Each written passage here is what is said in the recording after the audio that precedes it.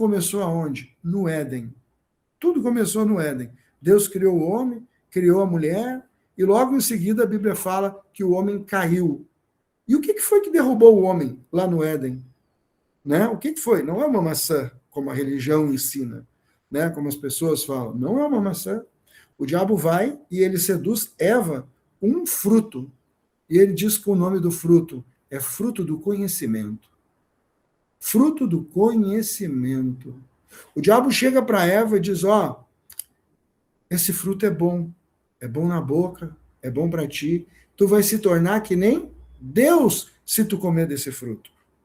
Mas ela diz, mas olha, Deus mandou comer de todos, menos desse aqui. Mas isso é porque ele sabe que tu vai ser que nem ele.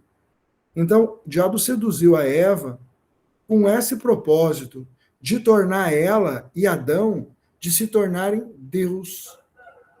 E eles gostaram disso. E ali, nesse momento, então, entrou a natureza do inimigo no ser humano, que é a carne, né? Que é o fruto do conhecimento do bem e do mal. Muito bem. Se o inimigo oferece conhecimento para o homem, com o intuito de afastar ele de Deus, porque a partir desse momento, né, Adão e Eva são afastados de Deus. O que ele está oferecendo hoje para as pessoas? O que o mundo está oferecendo hoje para as pessoas com a IA, por exemplo? Com a inteligência artificial?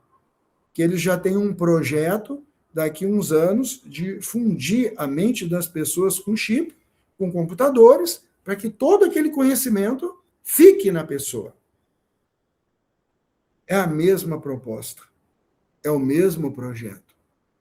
É nos dar conhecimento. Conhecimento humano, conhecimento mundano, conhecimento daquilo que é de baixo. E isso só tem uma intenção: levar as pessoas a se afastar de Deus. Levar as pessoas a não ter conhecimento de Cristo. Porque lá no Éden havia uma árvore também, que se chamava a videira. Se chamava a árvore da vida. Que quando Adão e Eva se afastaram de Deus pela desobediência, Deus botou uma espada, o refúgio de uma espada, para que o homem não encontrasse mais o caminho da árvore da vida. Quando Jesus vem, de novo agora, para nos resgatar, ele diz, eu sou a videira verdadeira. Todo aquele que de mim se alimenta, por mim viverá. Ou seja, eu sou a árvore da vida. Então, esse conhecimento da vida, esse é o conhecimento que nos dá a vida, o conhecimento da videira, da árvore da vida. Mas a gente não vai poder ouvir um computador, não vai poder fazer isso, fazer aquilo. Não se trata disso. Se trata de nós ter entendimento das coisas. Não se tira leite de pedra. Então, as pessoas hoje, elas avançam de uma maneira que daqui a pouco elas estão perguntando para a IA como resolver o casamento delas. Como assim, como fazer isso, como fazer aquilo, como fazer o outro. De quem é esse lugar na vida da gente? Quem é o lugar de quem é o lugar na vida dos filhos de Deus, dos filhos do reino, que assim, que orienta eles no que fazer, que tipo de vida ter? Quem é o nosso conselheiro? Quem a Bíblia diz que é o nosso conselheiro? O Espírito Santo. O Espírito Santo é o nosso conselheiro. Ele é que nos aconselha. Então, a Bíblia nos ensina, a Bíblia é a palavra de Deus, é conhecimento de Deus. Ela nos ensina a depender do Espírito Santo. E o que o Espírito Santo faz? Nos ensina todas as coisas. E ele nos faz lembrar de tudo que Jesus ensinou. O Espírito Santo, ele nos leva a crescer no conhecimento que Deus tem para nós desde o princípio, que não é um conhecimento natural, humano, de inteligência artificial, de somas de conhecimentos e de coisas de baixo. É um conhecimento da pessoa de Jesus. É um conhecimento de Cristo, do Filho de Deus, que a Bíblia diz que estava com ele, quando ele fez o mundo, quando ele criou a terra, quando ele criou todas as coisas, Jesus estava com ele. E a Bíblia chama ele de a sabedoria de Deus na prática.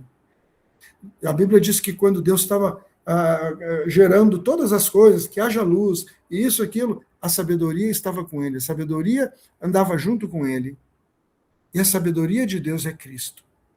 E Deus tem para nós um crescimento pela inteligência que ele nos deu, na sabedoria e no conhecimento de Cristo, porque todo ser humano é dotado de inteligência.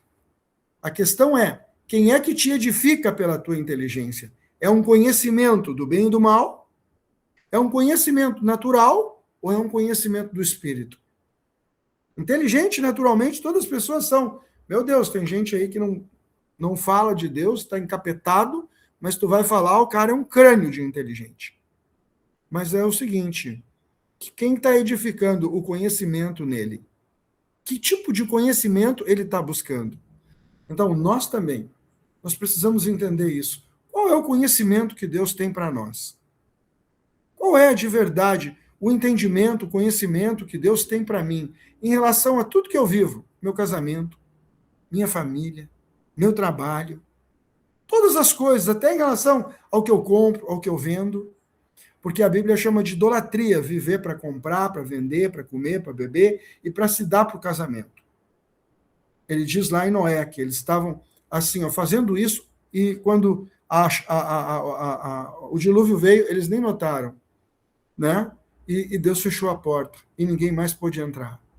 Então, e diz que a vinda de Jesus vai ser que nem nos tempos de Noé. Comiam, bebiam, casavam, se davam em casamento, né? E não viram assim quando veio o dilúvio.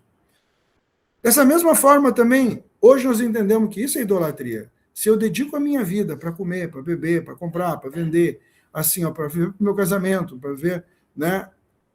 Deus proíbe essas coisas? Claro que não. Deus não tem isso para nós? Claro que tem.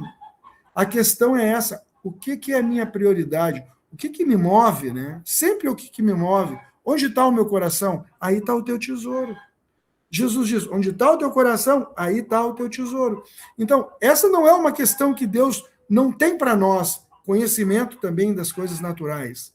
Que Deus não tem para nós, assim, que a gente possa comprar e vender. Até hoje, a gente compra e vende toda hora um carro, isso, aquilo. Mas o que Deus não tem para nós? Que a gente viva por estas coisas. Que a gente, assim, que a gente seja levado por uma onda de mundanismo, assim, a buscar o tempo inteiro satisfação, a buscar o tempo inteiro nos preencher, a buscar o tempo inteiro trazer estas coisas para dentro de nós. Porque essas coisas nos contaminam. Estas coisas, elas nos contaminam de uma maneira que, assim, que levam o reino a perder sentido. O reino não faz mais sentido. A vida de reino não faz sentido para as pessoas. As coisas naturais é que fazem sentido, não as espirituais. Mas nós estamos sendo chamados, assim, de uma maneira muito intensa pela palavra, por Deus, pelo Espírito. Desperta, não dorme, acorda, e Cristo te iluminará. Desperta tu que dorme. Levanta-te dentre estes mortos, a Bíblia diz, que está falando de mortos espirituais, e Cristo te iluminará. Então, nós precisamos constantemente compreender esta iluminação, esse conhecimento, esse entendimento espiritual da vida do Espírito, para nós não ficar cativo às coisas do mundo, aprisionados, com preocupações, com ansiedade, com medo, com aflições, com insatisfações, e até mesmo a tentação de nos comparar com os outros. Olha só, aquela criatura ali, aquilo é um endemoniado, aquilo ali é tudo que faz, assim, é carne, é mundo. Olha lá, tem carro do ano, tá bem, tem isso, tem aquilo, tem o outro. É mundo. É mundo. É de baixo. Não é de valor eterno. Não são coisas assim, do reino. Ah, mas Deus tem isso, não tem para nós? Tem. Claro que tem. Se a gente precisa de uma medida maior, a gente pede. Se essa realmente é a nossa necessidade, Deus tem para nós. Deus tem tudo para nós também. Só que o que acontece muitas vezes, nossa maior dificuldade é entender o valor de que cada coisa tem. O que deve ser prioridade? Onde a gente deve se manter com a nossa fé? E assim, como é a nossa luta para a gente não ser assim, enganado, seduzido pelas coisas de baixo? Então, hoje, vamos entender isso. Deus nos separou. existe um abismo, um abismo entre o reino e o mundo. É um abismo. É o céu e a terra. É a mesma altura, é a distância. Não tem. Um é reino, outro é mundo. E o mundo jaz no maligno. E Jesus diz, Pai, não tira eles do mundo, mas livra eles do mal. Então vamos entender que mal. Ó, mundo e reino, separação. Nós temos que viver separação. Nós estamos no mundo, mas nós somos do reino. Né? Vida religiosa e vida espiritual. Então, mas a pessoa, ela tem fé também. Tem fé. Ela busca num lugar, em outro lugar, numa pedra, numa casa, numa coisa que ela chama de santo, e busca ali, e busca naquilo. Ela tem fé. É religião, é religiosidade. Né? É o religioso. Ele acredita em 1001 coisa. Mas não é o caminho estreito. Não é Cristo. Não é o conhecimento de Cristo. Não é o conhecimento espiritual. Não é o Espírito Santo. Não é uma busca pelo Espírito Santo, pelo conhecimento de Cristo, por uma obediência à palavra de Deus. Mas o sujeito pensa num homem de fé. Pensa num homem que acredita em tudo quanto é santo, em tudo quanto é coisa, em tudo que é assim, vai em tudo quanto é lugar, e faz tudo quanto é isso, e paga tudo quanto é promessa. O cara, né? Ele é religioso. Então, vamos separar religioso de espiritual. Vamos separar. Mas a pessoa também, ela tem assim, ela se curva diante disso, diante daquilo. Então, o que Deus tem para nós? A Raquel colocou uma mensagenzinha ali. Então, o que Deus tem para nós? Deus tem para nós adoração, não idolatria. É só um Deus. A Bíblia é muito fácil, muito simples. Ela é tão fácil, tão simples, que as pessoas, né, nem conseguem aceitar. É só isso. É só isso. Não, isso é muito pouco. Então, assim, idolatria. Aí as pessoas criam vários deuses, né? Eu acredito nisso, eu acredito naquilo, eu acredito no outro, mas a Bíblia chama adoração. Somente o Senhor teu Deus adorarás, e a ele dará culto. Facinho. Não tem mais nada para fazer. Então, vamos separar, idolatria de adoração. Vamos separar vida no espírito, vida de fé, vida espiritual, de vida religiosa, vida de religiosidade. Né? Vamos separar mundo de reino. E vamos entender. O mundo vive isso, o mundo vive idolatria, o mundo vive feitiçaria, o mundo vive religião, né? O mundo vive profanação, e vamos separar santo de profano. E vamos entender que santo eu sou separado para viver Deus. E eu não sou separado para viver mundanismo. Eu estou no mundo, né? Claro, a minha vida é normal, a gente tem uma vida natural, nós estamos no mundo. Mas essa vida natural, eu vivo pela fé, no Filho de Deus. Né? Que assim, que me orienta, que me dirige, que me organiza, que diz que tipo de vida que eu tenho que ter, que estilo de vida que eu tenho que ter, que escolhas que eu tenho que fazer. Essa é a única mente que é assim que eu tenho. É a mente de Cristo. Essa é a única direção que eu sigo. Por quê? Porque eu fui separado para esse lugar, para essa salvação. E eu entendo que isso é privilégio e amor de Deus por mim. Mas nós não podemos nos perder hoje diante de tanta tentação, diante de tanto conhecimento, diante de tantas coisas que estão sendo geradas, porque a Bíblia diz que a vinda do anticristo é segundo a eficácia de Satanás com todo o prodígio da mentira. Então presta atenção nisso, hein? Eficácia e prodígio. Isso é perfeição. E que até os escolhidos seriam enganados. Então, hoje é tempo de nós entender renovação de mente. A minha mente, ela está sendo edificada no reino. A minha mente, ela está sendo renovada, transformada pela palavra de Deus, no Espírito Santo. Essa é a verdade para mim. Essa é a conduta para mim. Diante de todas as coisas, eu sou chamado a andar pela fé. Eu sou chamado a suprir as minhas necessidades por oração, por jejum, assim, ó, por práticas espirituais que a palavra me ensina, porque a Bíblia também diz que Deus traz à existência até o que não existe. Eu sou chamado, assim, ó, a abrir a minha boca e declarar pela fé as coisas que eu preciso. Eu sou chamado para viver de uma outra maneira, de uma maneira espiritual. Então, cada um de nós precisa ter esta consciência para que a gente não fique debaixo, assim, ó, de toda a tentação que hoje opera nesse sistema mundo e onde nós também estamos, que é o mundo. Então, por favor, a gente não pode pecar nisso, porque eu creio que a gente peca quando a gente se compara com as pessoas do mundo. Eu creio que é como se meus filhos chegassem aqui e dissessem, bah, ó, a casa dos outros lá é melhor, ó. Tem isso, tem aquilo, tem o outro, tem o outro, tem o outro, tem o outro, tem o outro, tem o outro, entendeu? Eles iam estar desvalorizando todo o amor, tudo aquilo assim, ó, tudo aquilo que eu faço por eles. Entende? Eles iam deixar de ver, assim, ó, o que realmente deve ser visto numa casa. E que a gente luta para manter. E assim também nós, se a gente começar a olhar, assim, ó, para as pessoas do mundo, para as coisas do mundo, e a gente começar a se seduzir, assim, ó, a se deixar levar, ou lutar por estas coisas, olha, veja bem o que eu estou dizendo, né? Não vamos interpretar de maneira errada. Deus tem tudo para nós. Deus tem tudo para nós aqui no mundo também. Mas assim, ó, vindo dele, vindo da mão dele, porque a bênção do Senhor enriquece, mas com ela não traz desgosto. Porque Deus nos supre em glória em Jesus Cristo. Então existe todo um suprimento para nós, tanto natural quanto espiritual.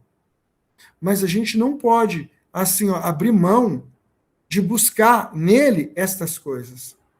E não se seduzir por aquilo que o mundo nos oferece. Jesus ensina que um homem encontrou uma pérola e ele vendeu tudo que ele tinha para comprar aquela pérola. Tudo que ele tinha natural, ele vendeu por aquela pérola, que era o reino. Que era o reino de Deus. Que era o reino de Deus. Então a Bíblia deixa de uma maneira bem clara que tudo que a gente possa ter, nada se compara ao reino. E à vida do reino.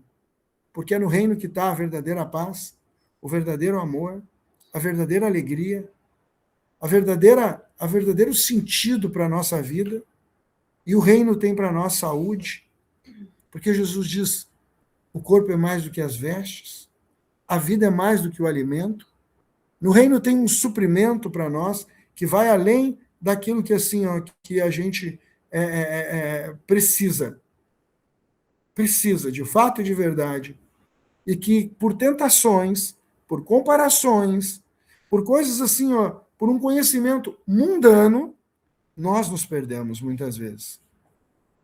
Então, hoje Deus está nos firmando. Depois de haver feito tudo, permanecei firmes.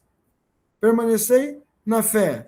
Permanecei consciente, em Cristo. Mente renovada. Quem é? Qual é a mente que me rege? Qual é o conhecimento que eu de verdade vou buscar? Os que trabalham com isso não me interpretem mal, né? Porque uma coisa é a gente usar um carro, outra coisa é a gente viver para o carro. Uma coisa é eu andar com um carro, ter um carro para me levar para onde eu quero, outra coisa é não botar a minha família dentro do carro porque suja o carro. Né? Ou dar uma volta, chegar em casa, viver para o carro o tempo inteiro. Né? Então, o que Deus tem para nós? Para a gente não viva para essas coisas. Uma coisa é eu usar as coisas para aquilo que eu preciso, outras coisas é eu estar me prostrando diante delas daqui a pouco, ou entendendo que aquilo ali vai me dar alguma coisa para mim superior. Não tem.